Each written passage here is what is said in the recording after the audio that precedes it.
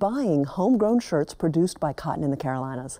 The business has grown 80% over the past 3 years, with more than 400,000 shirts sold so far. To learn more about them, you'll find a link, Wear Your Clothing, on Carolina's Impact page at pbscharlotte.org. Well, joining me now is Sam Buff, Director of the Textile Technology Center at Gaston College, the Belmont campus. Sam, thanks so much for your time. It's a pleasure to be here. As I understand, that old adage of the death of the textile industry is greatly over-exaggerated may hold true in this story. Talk to us a little bit about it. It does. It's quite disturbing to me to hear those words in that description. And I recently read a newspaper article here in a local paper in Charlotte that was pretty dark and gave a really bleak view of textiles in general, and I just totally disagree with it.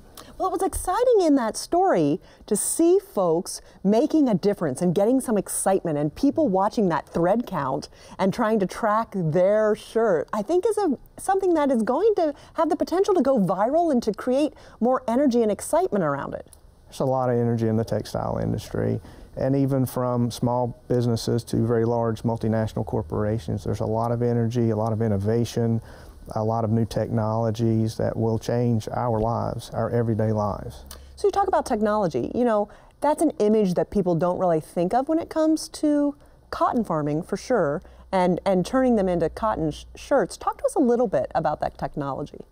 Well, it's a game changer. One of the most exciting trends that I think we'll see in the upcoming years is the marriage between electronics and traditional textiles. If you think about how far we've advanced even in the past decade or so with just telephones, imagine your cell phone being integrated into your shirt, into your car, into your airplane, which are kind of already there now. But it'll do more things than just that. What you wear will talk to the Internet of Things.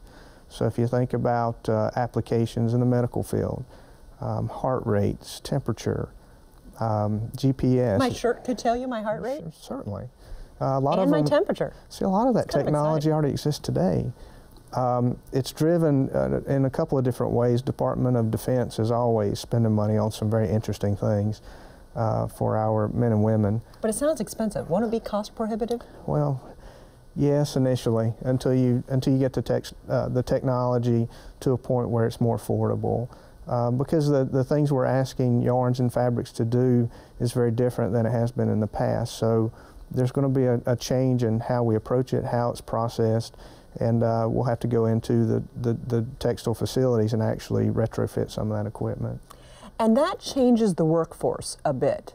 Are you having trouble finding the skilled workers for the new technology in the plants? Very much.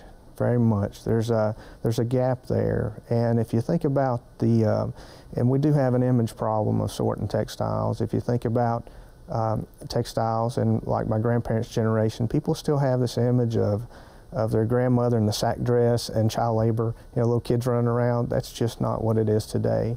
It's very different. It's highly automated, lots of robotics.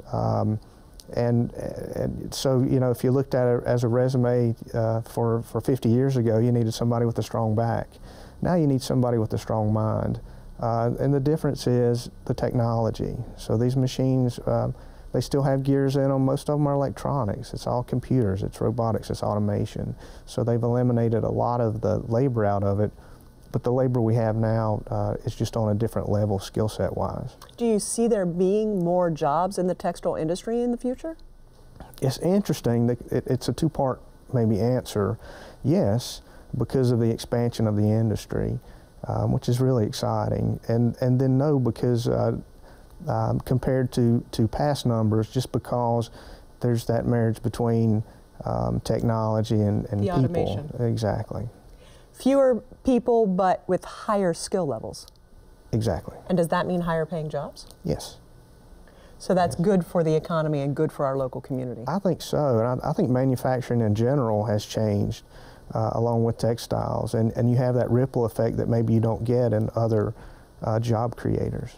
Thanks so much, Sam Buff. We appreciate your information from the Textile Technology Center at Gaston College, and we're looking forward to seeing the future of your industry. Thank you.